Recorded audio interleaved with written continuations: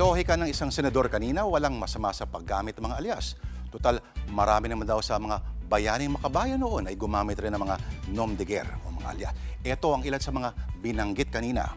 Di masalang ang isa sa napakaraming alias ni Jose Rizal kasama na ang Laong Laan, ang Agno at Calambeño.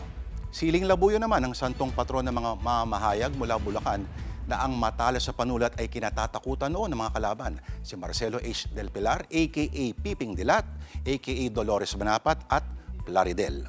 Mukha bang tikbalang itong propagandistang si Mariano Ponce, a.k.a. Naning at Calipulaco, a.k.a. Lapu-Lapu yun.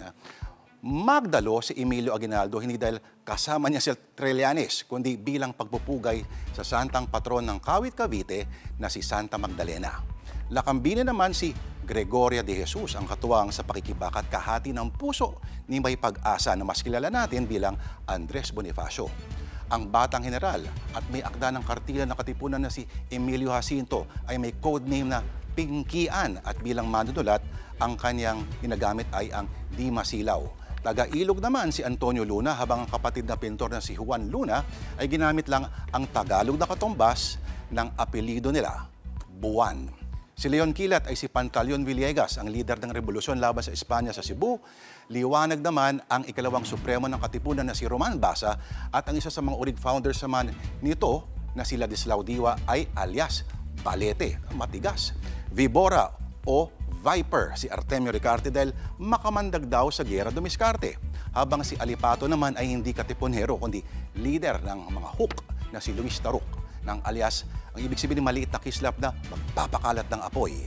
At yan siguro ang kaibahan ng mga alias itong mga bayaning lumaban. Kumpara sa mga halata namang inimbentong kalokohan lang para tumanggap ng pera ng bayan tulad nila Mary Grace Piatos, Chippy McDonald, Andy Lim, Antonio Pagong, Andrew Pusa at kung ano-ano pa. Ang mga katipunero at mga propagandista ay kinilangang gumamit ng ibang pangalan dahil pag nahuli sila ng mga Espanyol at paparusaan sila ng torture at kamatayan, buhay na inilaan sa kadakilaan kahit ang mga alias ay may kahulugan. Tulad na lang din ng alias ng isang matinik at matalinong mambabatas na itago na lang natin sa ganitong mga alias, ganitong mga pagkakakilanlan. Halimbawa, si Manila Boy, alias Barumbado, alias Hari ng Selda, alias Anak ni Baby Ama, alias, ito pa, uli sa lahat, alias Bato de la Rosa. At yan ang Word of the Lord natin sa gabi ito. Mga kapatid, Lord de Vera po ang inyong lingkod. Mahalaga ang pag-share mo nitong ngayon, naglipa na ng mga fake news. Para sa mahalagang balita at updates, mag-follow po at mag-subscribe sa social media pages ng Ano Pa Din News 5